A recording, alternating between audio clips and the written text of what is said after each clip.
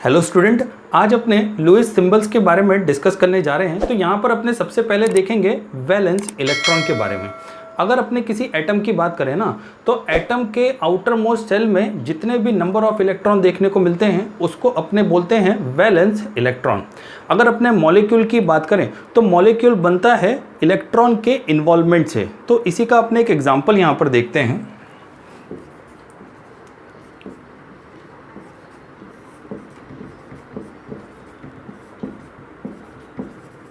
यहाँ पर अपने देख सकते हैं कि अपने ने लिया है हाइड्रोजन का एग्जाम्पल। हाइड्रोजन के आउटर मोस्ट ऑर्बिट में अपने को देखने को मिल रहा है 1 इलेक्ट्रॉन, और दूसरे वाले हाइड्रोजन के आउटर मोस्ट ऑर्बिट में भी अपने को देखने को मिल रहा है 1 इलेक्ट्रॉन। दोनों ही इलेक्ट्रॉन एक दूसरे के साथ कंबाइंड होकर के अपने को क्या देते हैं? मॉलिक्यूल। ओके, तो यहाँ पर अपने ने देखा कि नहीं कि वैलेंस इलेक्ट्रॉन किसको बोलेंगे? हाइड्रोजन के आउटर मोस्ट में कितने इलेक्ट्रॉन देखने को मिल रहे हैं? 1। तो इस वजह से इसकी वैलेंसी हो गई 1, इसकी भी वैलेंसी हो गई 1, और दोनों ही एक एक इलेक्ट्रॉन को अपने साथ शेयर करके क्या बनाते हैं? एक मॉलिक्यूल ऑफ हाइड्रोजन। तो ये तो बात हुई वैलेंस इलेक्ट्रॉन की। अगर अपने यहाँ पर लुईस सिंबल्स की बात करें तो इसको भी अपने कुछ एग्जाम्पल से समझ लेते हैं। जैसे कि यहाँ पर मैंने लिया है लिथियम का example. Okay, Li, Mg, Al and Si, साथ ही साथ यहाँ पर अपने को देखने को मिलता है फॉस्फोरस। अगर मैं यहाँ पर डॉट्स की बात करूँ तो लिथियम पर अपने को देखने को मिलेगा 1, मैग्नीशियम पर देखने को मिलेंगे 2 डॉट, और एल्यूमिनियम पे देखने को मिलते हैं 3 डॉट, सिलिकॉन पर अपने को देखने को मिलेंगे 4, और अगर फॉस्फोरस की बात करें ना तो फॉस्फोरस पर अपने को देखने को मिलते हैं टोटल 5 डॉट। तो इसको तो अपने बोल देंगे लुईस डॉट, या तो अपने बोल सकते हैं electron dot symbols. Okay, because अगर अपने यहाँ पर देखते हैं कि न्यूक्लियस कहाँ गया, इनर इलेक्ट्रॉन कहाँ गए, तो यहाँ पर अपने देख सकते हैं कि जो भी ये सिंबल्स है ना, इसी को अपने समझेंगे न्यूक्लियस और इनर शेल के इलेक्ट्रॉन। ओके, तो ये सिंबल्स तो क्या हो गए? Nucleus and inner shell electron. और यहाँ पर जो हमने डॉट्स बता के रखे हैं, ये डॉट्स हैं इसके आउटर शेल के इलेक्ट्रॉन्स। तो इस तरह से यहाँ पर ये बात क्लियर हो गई कि लुईस डॉट किसको कहा जाता है, या तो अपने बोल सकते हैं कि इलेक्ट्रॉन डॉट किसको बोलते हैं। ओके, अगर अपने यहाँ पर बात करें कॉमन वैलेंसी की, तो देखो कॉमन वैलेंसी की बात करें ना तो यहाँ पर कुछ इलेक्ट्रॉन तो अपने को देखने को मिल ही रहे हैं जो कि इसके आउटर शेल में है। तो एक तो ये हो गई इसकी वैलेंसी।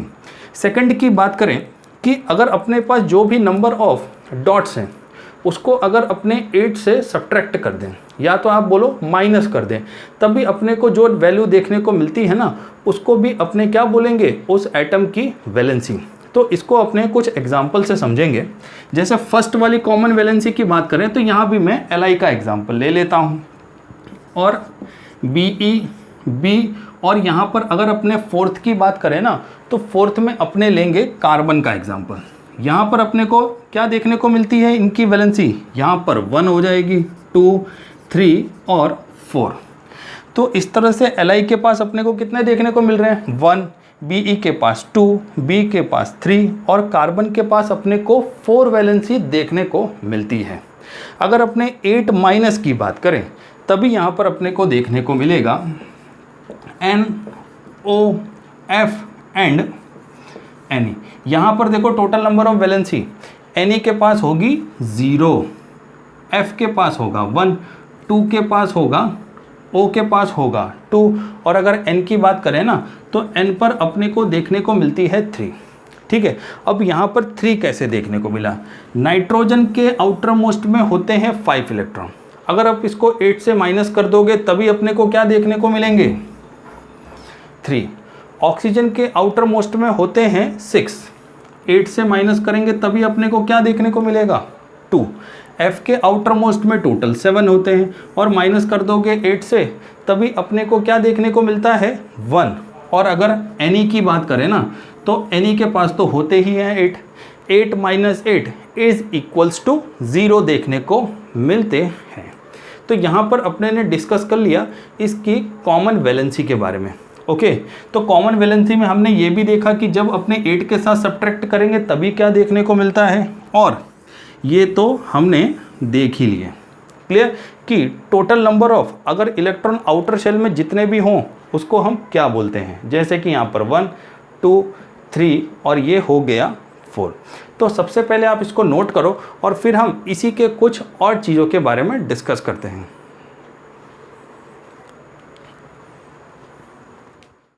अभी अपने डिस्कस करने जा रहे हैं केमिकल बॉन्डिंग के ही कुछ फैक्ट्स के बारे में। इसको अपने कुछ पॉइंट से समझेंगे, जैसे कि फर्स्ट पॉइंट होता है high electro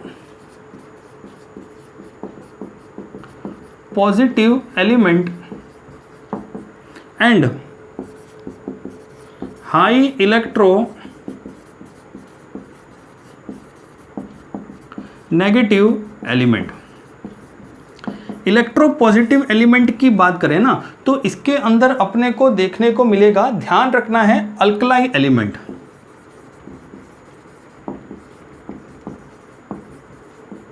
and high electro negative element की बात करें तभी अपने को यहां पर देखने को मिलता है हैलोजेंस। ध्यान रखना है, हैलोजेंस की बात करें तो यहां पर अपने को देखने को मिलेगा Cl Br I and F। और अगर अल्कलाई एलिमेंट की बात करें तभी अपने को यहाँ पर देखने को मिलता है Na Mg and etcetera. Okay, तो यहाँ पर अपने ने हाई इलेक्ट्रो पॉजिटिव एलिमेंट और हाई इलेक्ट्रो नेगेटिव एलिमेंट तो देख लिए। अगर अपने यहाँ पर नेक्स्ट पॉइंट की बात करें तभी अपने को देखने को मिलेगा कि यहाँ पर ऑक्टेट रूल फॉलो करेगा, मतलब कि स्टेबिलिटी मैटर करेगी। जो भी है वो यहाँ पर स्टेबल होना चाहिए, मतलब कि ऑक्टेट रूल फॉलो करना चाहिए। अगर अपने यहाँ पर थर्ड पॉइंट की बात करें, जैसा कि अपने ने यहाँ पर देखा high electro positive and high electro negative. अगर अपने यहाँ पर हाई इलेक्ट्रो पॉजिटिव एलिमेंट की बात करें तभी अपने को यहाँ पर देखने को मिलता है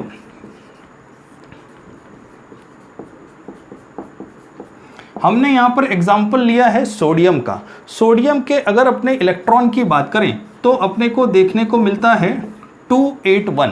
इसका मतलब हुआ कि यहाँ पर टोटल अपने को 11 देखने को मिलेंगे। और जब ये अपने एक इलेक्ट्रॉन को लूज करेगा तभी यहाँ पर अपने को क्या देखने को मिल रहा है 28। आउटर मोस्ट में यहाँ पर कितने हो गए 8। अगर अपने यहाँ पर नेक्स्ट की बात करें हाई इलेक्ट्रो नेगेटिव एलिमेंट तभी यहाँ पर हमको देखने को मिलेगा, हम यहाँ पर देख सकते हैं कि क्लोरीन के पास टोटल होंगे 287। अब ये एक तो एक्सेप्ट कर लेगा तभी यहाँ पर हमको देखने को मिलेगा 288। अब देखो यहाँ पर भी अपने को आउटर मोस्ट में क्या देखने को मिल रहे हैं 8 इलेक्ट्रॉन, और ऊपर भी अपने को आउटर मोस्ट में क्या देखने को मिल रहे थे 8 इलेक्ट्रॉन। तो इस वजह से ये तो प्रूव हो गया कि स्टेबिलिटी मैटर करेगी, मतलब कि ऑक्टेट रूल को ये फॉलो तो कर रहा है। तब जाकर के यहाँ पर अपने को कंपाउंड देखने को मिलता है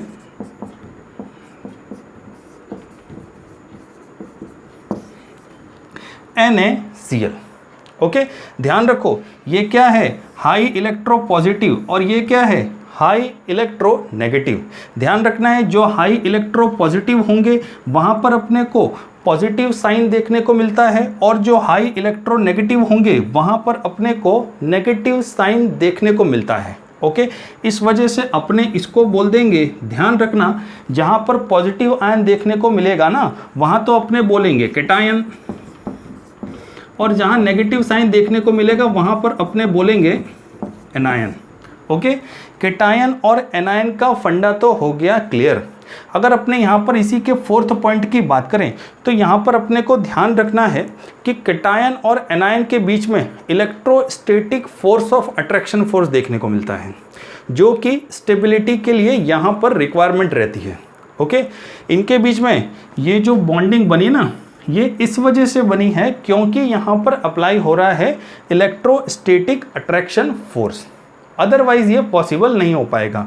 और अपने एक और चीज़ देख सकते हैं, दोनों ही 8-8 हैं कि नहीं आउटर मोस्ट में, तो इस वजह से भी ये पॉसिबल हो गया। ओके, तो यहाँ पर बेटा अपने ने टोटल 4 पॉइंट तो डिस्कस कर लिए हैं, ठीक है, जो कि किसी भी केमिकल बॉन्डिंग के लिए बहुत ही रिक्वायर रहते हैं।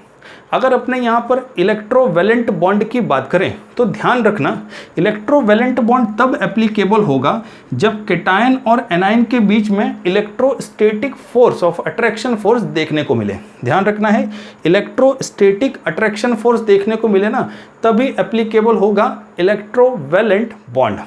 अगर अपने इलेक्ट्रोवैलेंसी की बात करें तो ध्यान रखना है कि केटायन और एनायन के पास चार्जेस होने चाहिए, जैसे कि यहाँ पर है, तभी अपने क्या बोल देंगे उसको, इलेक्ट्रोवैलेंसी। तो यहाँ पर अपने ने इलेक्ट्रोवैलेंट बॉन्ड और इलेक्ट्रोवैलेंसी भी कर ली क्लियर, ठीक है। तो इसी के साथ आज का जो लुईस सिंबल का जो टॉपिक था ये होता है कंप्लीट। मिलते हैं नेक्स्ट लेक्चर में।